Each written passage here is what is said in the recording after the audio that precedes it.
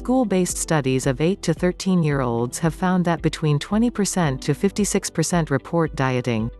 While this is shocking, and while actual eating disorders in children this young are still relatively uncommon, anorexia nervosa has been identified in children as young as 7 years old. Importantly, eating disorders in children and tweens look different than eating disorders in teens and adults. For this reason, eating disorders in younger people are often misdiagnosed. Parents need to understand what eating disorders can look like in children and teens. Differences in children and tweens are less likely to have disturbances in body image, often seen as the hallmark of an eating disorder.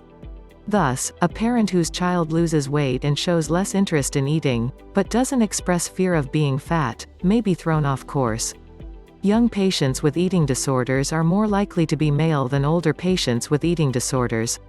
Younger patients with eating disorders are also less likely to report binging or purging and are less likely to have tried diuretics or laxatives to lose weight. A diagnosis of avoidant restrictive intake disorder, ARFID, is also more common in younger patients.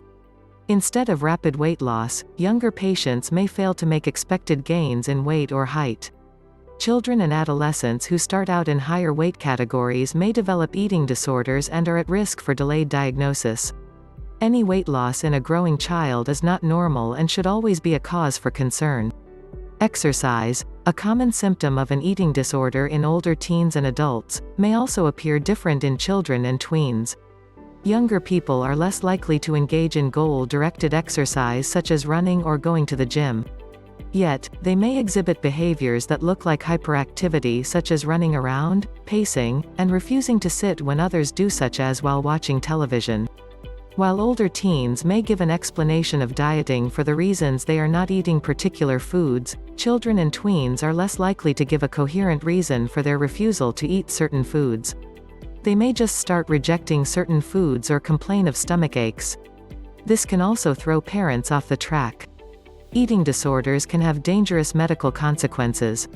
A child with anorexia nervosa, bulimia nervosa, or other eating disorder can develop malnutrition, anxiety, and depression, as well as damage to the teeth, esophagus, gums, and internal organs.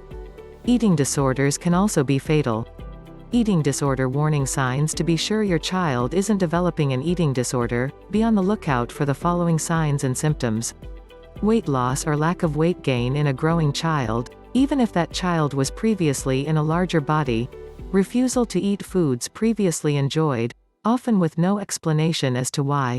Dieting. Talk about dieting or preoccupation with losing weight. Negative comments about their body shape or associated behaviors such as wearing loose clothing. Increased anxiety at mealtimes, claiming they have already eaten, and/or making excuses to avoid meals. Hyperactivity or excessive exercise. There may be no obvious connection to attempts at weight loss. Preoccupation with cooking, watching cooking shows, reading recipes, and/or cooking for others and refusing to eat what they have made. Large quantities of food missing could indicate binge eating.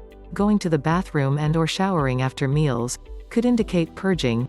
Other less specific symptoms sometimes noticed by parents before their children were diagnosed include anxiety, changes in sleep patterns, social withdrawal, mood swings, depression, angry outbursts, irritability, and physical symptoms, such as dizziness or stomach pain.